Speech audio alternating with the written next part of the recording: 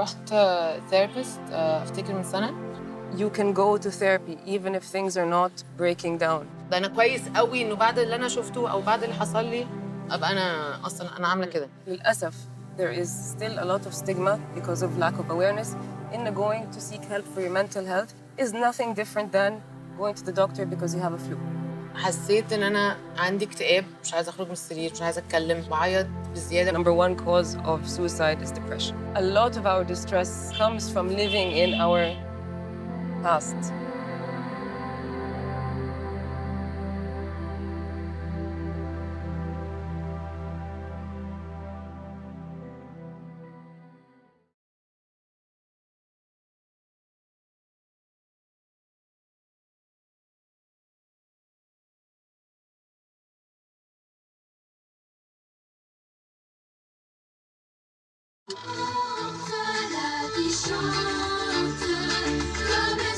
دقيقة. افتكر يا سيما كنت عايزة اقول لك ايه. وطي ما ينفعش يبقى عالي كده. ممكن تفتكر بس بليز.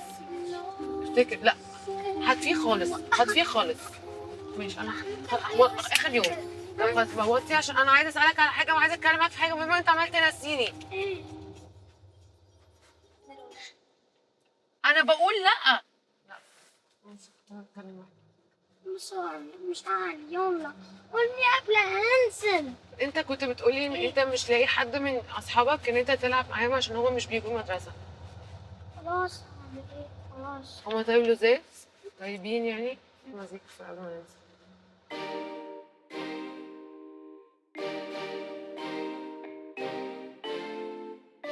ننزل. ده عشان المساج.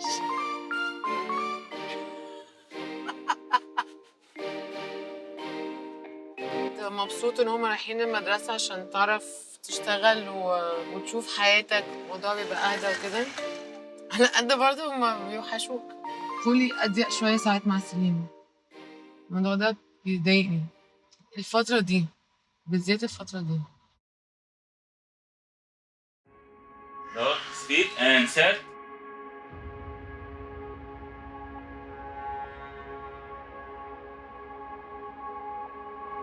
عاملة ايه؟ خايفه شويه سنه بس. I understand. طيب, so let's start off. I'm gonna ask you a few questions to get to know you a bit better. After that, you can start to talk to me about why you're here. Then hopefully we can figure out a treatment plan moving forward. Are you married? Children? One, Salim. How old is he? 7.5. Have you ever seen a therapist before? Have you ever been to a psychiatrist before? When was that? رحت ثيرابيست افتكر من سنه. Okay. انا حد بقالي اللي هو تقريبا 6-7 سنين. لما انا افتكر كنت حامل في سليم.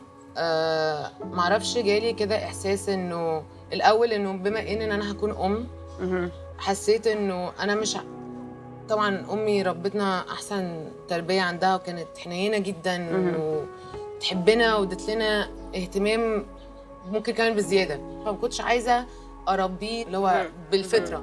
انا كنت عايزه اعرف الناس ازاي بتربي، ايه المشاكل اللي انا هواجهها. فابتديت اقرا في الموضوع ده، فمن القرايه اكتشفت انه احنا لازم نحل مشاكلنا احنا عشان نعرف اصلا، يعني احنا لازم نربي نفسنا الاول قبل ما نربيهم. Makes sense. قبل ما Bit of a challenge. بالظبط. فانا قلت اربي نفسي. طب انا كويسه انا يعني. Fast forward وانتي حامل فلاحظتي ايه ده؟ انا مش عارفه ايه اللي هيحصل، فبتحسي ان there are some changes انتي محتاجه تعمليها في حياتك. اوكي، سو كلميني اكتر على اللي حصل بعد كده. حسيت انه ابتديت اكتشف ان انا عندي حاجات مضايقاني من الماضي. كنت فاكره ان انا خلاص عديتها وكل حاجه كويسه والحمد لله خلاص مفيش مشاكل، بس انا لسه عندي زي غضب.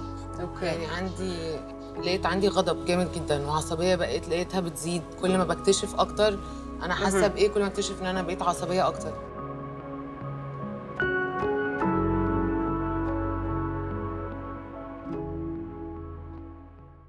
ليه الناس ممكن تروح لثيرابي؟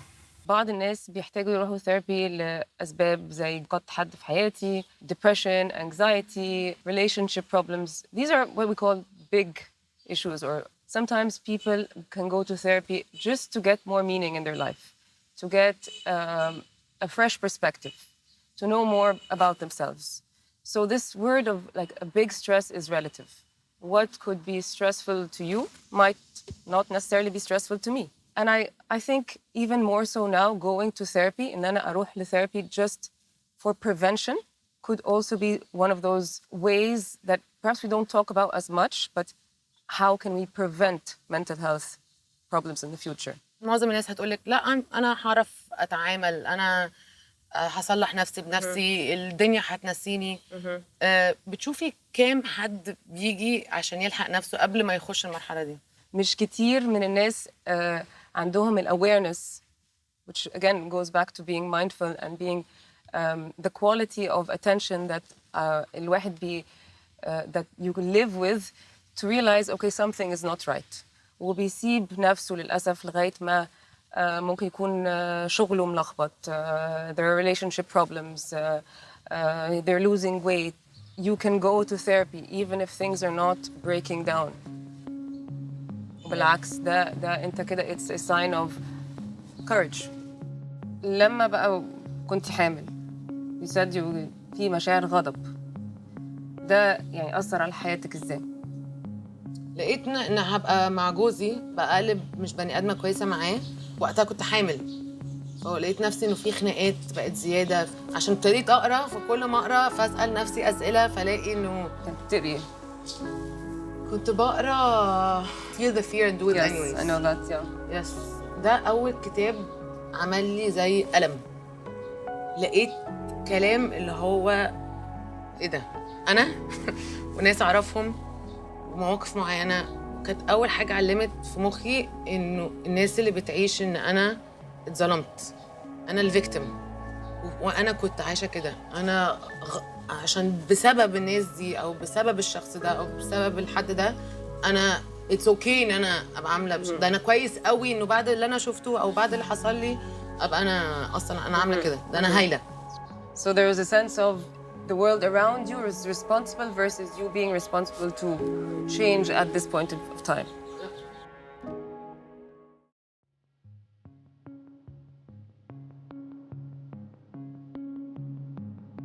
هو ثقافته في الحياة أكتر من الإنسان اللي رايح له. يعني مر عليه بدل التجربة دي بدل الواحد أرقام كتيرة، فبيقدر يكون فكرة عن سبب المشكلة عند المريض دوت. وعلى يعني على الأقل هيفيده بنسبة 80%. وأي حاجة علم الواحد لازم يؤمن بيها، ما ينفعش يبقى في حد درس ده كله في الآخر ما يفهمش. معظم الناس بتخاف ان هي يروحوا للثيرابيست عشان ما بيحبوش يبانوا ضعفة او مكسوفين من اللي حصل وخايفين يحكوا عشان اسباب كتيرة جدا. ودي برضو من الأسباب اللي احنا بنشوفها إنه ليه بيبقى فيه تأخير ما بين الوقت اللي الواحد بيتعب فيه لغاية ما الوقت اللي أنا I actually seek help and go to treatment. One of the most important things is shame. حاسس إن أن أنا مكسوف، مش قادرة أروح وأتكلم مع حد غريب وأوبن أب وأقول my deepest darkest secrets لحد أنا معرفوش. دي بتبقى صعبة. تاني حاجة الستيغما. لغاية النهاردة للأسف there is still a lot of stigma because of lack of awareness in going to seek help for your mental health is nothing different than going to the doctor because you have a flu. And when we're depressed, sometimes, a lot of times actually, we're thinking in a very depressed, we don't care about ourselves, we don't care about our self-hygiene, we're not seeing our friends, so we feel worthless. And when we feel worthless, it could affect us reaching out and asking for help. عمرك رحت لدكتور نفساني؟ ابتديت من 5-6 سنين، شفت فرق رهيب في حياتي الحقيقة. وبعدين دخلت في ثيرابيز تانية energy healing، حاجات زي ريكي وميديومز ومديتيشن sound healing. أول حاجة depression is different than normal sadness. حياتنا pain is unavoidable. We will inevitably حياتنا will be exposed to difficult situations, loss of loved ones, loss of jobs. When we go through depression, it is not just a reaction to something going wrong in our life. So it is a persistent period. يعني فترة أكتر من أسبوعين where أنا مزاجي مش قادر أنبسط. There are certain biological changes as well. So I'm either sleeping too much or I'm sleeping too little. And this can often be, وبشوف دي كتير قوي, the only symptom ما بنامش كويس. عندي وجع في جسمي. Okay, let's look at what else is going on in your life. And then you dig deeper and you find that, this person is continuously worrying. Again, this is pointing to an anxiety disorder. And this is a key feature. Why I say that when we say it's a disorder is it interfering with your life? Are you able to take care of yourself? Are you able to take care of your children? Are you going to work? Some people resort to coping mechanisms like alcohol, drugs. So it's really important to look at the whole picture. You've sought help before.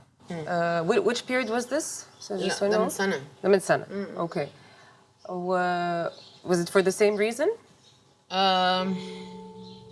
وقتها من غير أي أسباب حصلت حسيت إن أنا عندي اكتئاب، ما بخرجش من السرير، مش عايزة أخرج من السرير، مش عايزة أتكلم، بعيط بزيادة، وأنا حد very active وعلى طول لازم ألاقي حاجة أعملها، ولازم أشتغل، ولازم أحقق نفسي، ولازم أبقى كويسة، إحنا as a family كويسين.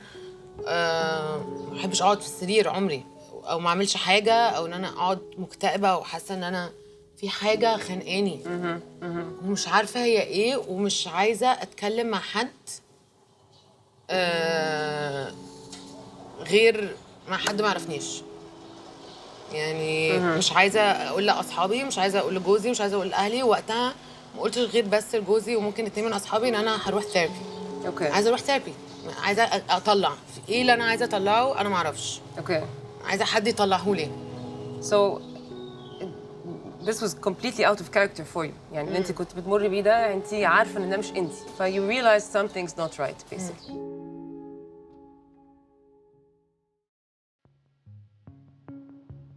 معظمهم مش بيبقى دارس قوي، فبحس ان هو بيأثر سلبا قوي على الحوار الانرجي بتاعته، وممكن يعملوا مشاكل نفسية أكبر لو هو مش دارس قوي.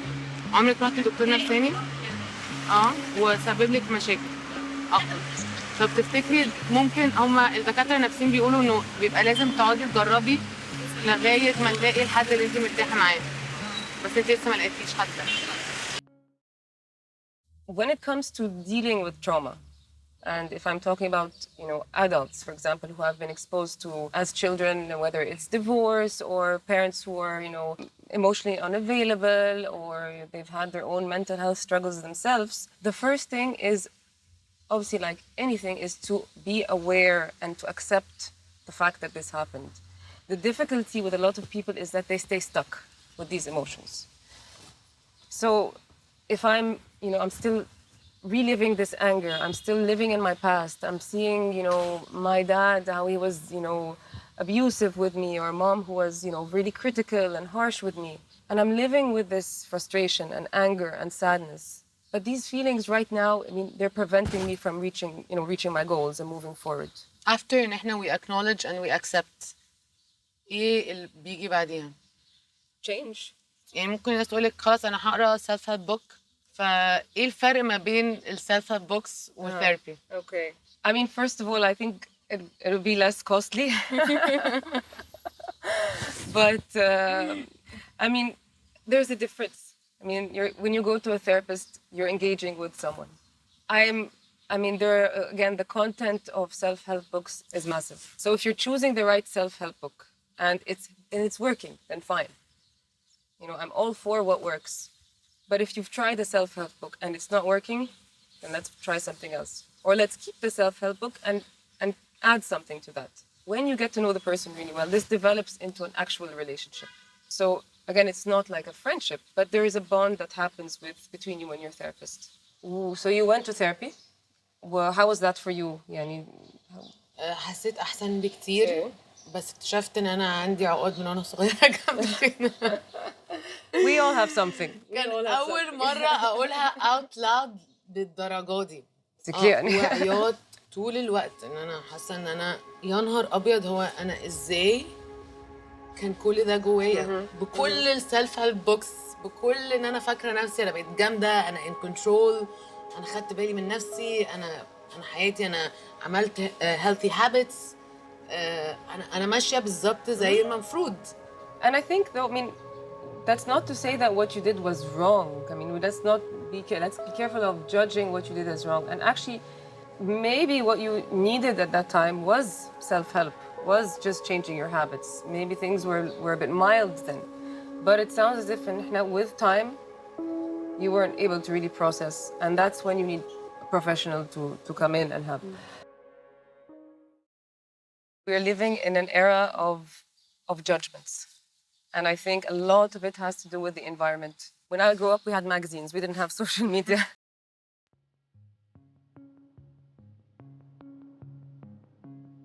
انت حاسه ان السوشيال ميديا اوحش دلوقتي؟ Well, I mean, I have to say that social media have a big role, especially with vulnerable teens, definitely, without awareness of the fact that, the influence of social media is not, a lot of people can be more affected than others. But yes, that's also one part of it. Number of likes, posts, all this contributes to people who are much more emotionally vulnerable feeling more judged and judging others, of course. The era we're in now, the culture that we're living in now, helps that. Over and above, a lot of our other environments, so the way we were brought up, our caretakers, mothers, fathers, school teachers, coaches, friends, can be a bit invalidating. مخك ممكن يكون فيه مشاكل بسبب انك حصل لك حاجات في حياتك انت كانت بره الكنترول بتاعك، حد مات عندك في العيله، اهلك كانوش بيربوك كويس، الانفايرمنت اللي انت فيها ما كانتش احسن حاجه ليك، فادت ان انت مش عارف تفكر باحسن طريقه وعندك مشاكل في التفكير. فهي فكره الدكتور النفساني ان هو بيحاول يساعدك تفهم الحاجات دي وتتعامل معاها وتعرف تفكر بشكل مفيد بالنسبه لك، بالذات في مصر في المجتمع اللي احنا عايشين فيه اللي هو فيه تنشن عالي جدا. المفروض الناس كلها تكون بتروح ثيرابي صراحه. اللي بيوصل بني ادم انه يبقى بيفكر ان هو يموت نفسه؟ One of the top cause, the number one cause of suicide is depression. And when we're depressed, we feel like there's no way out, basically. Hopelessness, helplessness. So I'm so unworthy. I don't have any other, solutions in life. So therefore, suicide is the only way out. So when we say suicide is when a person ends their life. But there are other times where someone expresses that they don't want to live and therefore act on that in a way that's non-suicidal, basically. So they could cut, they could take tablets, they could to try to hang themselves. But there are ways that are not lethal. And this is also something that we see. But the problem with that is that if I accidentally end my life, or I do something that becomes irreversible, and I'm left with an irreversible damage to my body. So even if it's a non-suicidal self-injury, it's taken extremely seriously. Don't ever be afraid to ask. Some people, and some clinicians for that matter, can be scared to ask. أنا لو سألت المريض لو عندك أفكار إن أنت هتنتحر، يبقى أنا كده هدخل فكرة في مخه. 100% wrong, not backed up by any science or evidence. بتنصحي الكلاينتس بتوعك ان هم يعملوا meditation؟ I mean, I know meditation works. Meditation allows you to be more present. Meditation from a physiological point of view reduces our stress hormones because when we're stressed and our body is in this what we call fight or flight mode, يعني when we're anxious, الجسم بيبتدي prepare us to fight, flee a dangerous situation. With meditation, احنا عارفين ان our cortisol levels go down. So things like meditation, yoga, simple mindfulness practice basically. Emotional distress إن الواحد بيبقى فيه بعد صدمة أو big trauma in your life, it can make it difficult to see إن في options إن الحياة تبقى مختلفة. وده جزء من like we were talking about the way we were thinking. Whether it's self-blame أو إن أنا شايفة إن خلاص الدنيا على طول هتبقى كده what's the point ما أنا جربت وما نفعش طب ما هو ده نصيبي و things can't get any worse. عوامل كتير قوي ممكن تخلي إن الواحد يبقى stuck في حياته. But لو أنا وصلت لمرحلة إن أنا I'm willing to get out of this, عايزة أجرب حاجة مختلفة, whatever the cause, it may not be, ممكن ما يبقاش عشاني في الأول, ممكن عشان ولادي حتى, but ultimately yes there is hope and yes things can get better because again a lot of our distress and a lot of our emotional suffering comes from living in our past or playing scenarios in our future. And when we start to realize that when we are in this moment right now and we are seeing this present moment and nothing else, then we are actually looking at our universe. ليه لسه بحس انه عندي ساعات وجع ما بيروحش في situations معينة بيرجع لي تاني؟ ليه بحس انه ساعات بيأثر عليا مع سليم؟ ممكن اكون ساعات بنشف فجأة كده ارجع تاني. So when you say وجع, what does that mean? قصدك ايه؟ وجع emotional, physical? Emotional. Can you describe that more? بحس ممكن ساعات شيزوفرينيا اللي هو انا بشكر ربنا كل يوم من قلبي انه بيبقى فيه شوية fear في عندي، مش بخلي الناس تقرب to a certain extent. ساعات ببقى judgmental بزيادة. Because it sounds ان انت عندك conflicting كده emotions، يعني ان انت on one hand حاسة ان انت مقدرة we are grateful for the experience و it was a learning curve وتعلمت كتير و there were a lot of benefits that came out of it. And at the same time there are still areas in your life that are مش عايزة أقول suffering بس you are still affected by this today. لأن ممكن الكيور ده أو الهيلينج بروسيس ده ما يبقاش 100%. So can they both be present at the same time? لأن أحياناً بشوف إن إحنا when you get stuck it's because we're thinking in لازم حاجة تبقى a certain way or if it's this so if I'm either healed or I'm not or I'm either 100% grateful or I'm لسه موجوعة. بس أوقات ممكن إن الاتنين يبقوا موجودين في نفس الوقت and we allow them both to be there. It sounds to me شيرين إن أنتي حاسة two كده two opposites. Correct me if I'm wrong. يعني أنا ممكن أكون برضو أنا بديكي وجهة نظر. First of all, stop the judging. كلم words like should, never, always. خلاص, it is your experience. أنتي حاسة بغضب. بس I think that like part of what we could do together is work on ways on how to deal with this anger without making you feel guilty. Without having that affect your relationship with your son. النهارده لا كان يوم تقيل حقيقي. ما عنديش وقت ان انا اكل، عندي تصوير اعلان، مش عارفه ازاي هروح اصور واتكلم مع بني ادمين بعد الثيرابي سيشن صراحه. بس انا لازم اكل.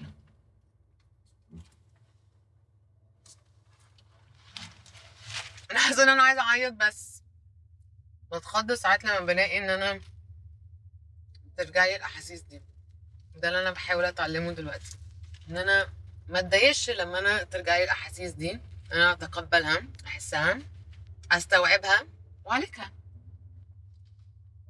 انا عايزه اقف اكل عشان ما اعملش حادثه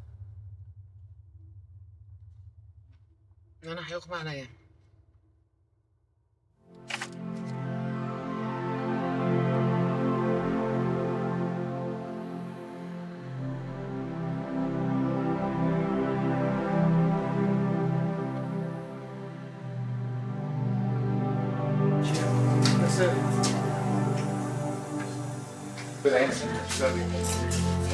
Sound speed. Roll. Action.